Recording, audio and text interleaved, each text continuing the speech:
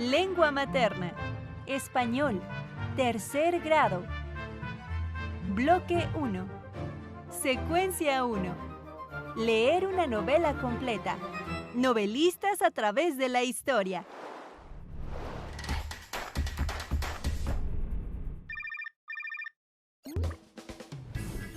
¿Alguna vez han pensado en cómo surge una historia que termina por transformarse en libro? ¿Creen que el entorno de su época influye en los autores para escribir sus obras? ¿Comprenderían mejor una historia si conocieran el contexto en que se escribió? Las obras literarias no son creaciones aisladas, sino que nacen en un contexto específico. Acompáñenme a conocer algunos ejemplos.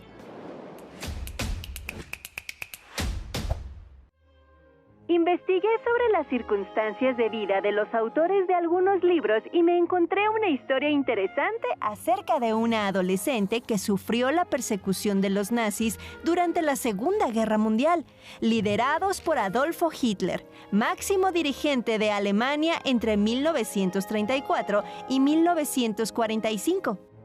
Esa chica escribió un libro que se llama El diario de Ana Frank, y cuando lo leí me impactó muchísimo. El racismo que vivió Ana a sus 13 años junto con su familia por ser judíos la llevó a escribir un diario en el que anotó todo lo que iba experimentando y sintiendo durante los casi 3 años en los que estuvo escondida con otras 7 personas para escapar de la persecución de los nazis durante la Segunda Guerra Mundial.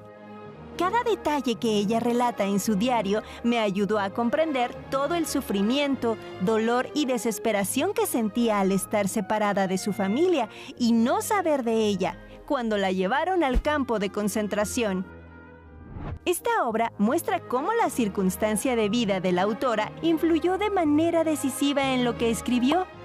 Asimismo, gracias a su libro podemos conocer parte de lo que ocurrió durante la Segunda Guerra Mundial.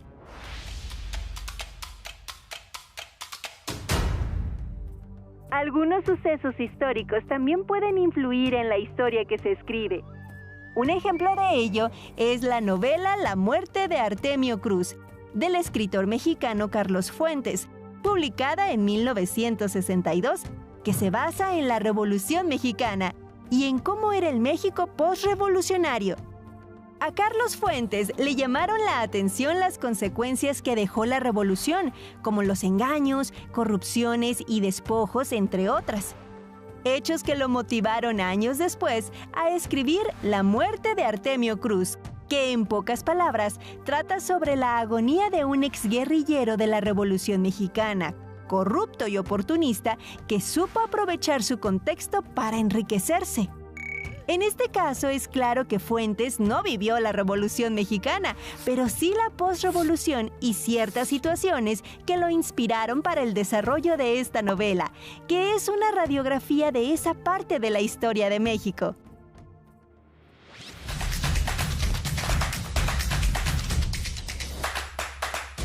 Otro ejemplo Es el libro Los recuerdos del porvenir, de la escritora mexicana Elena Garro, publicado en 1963.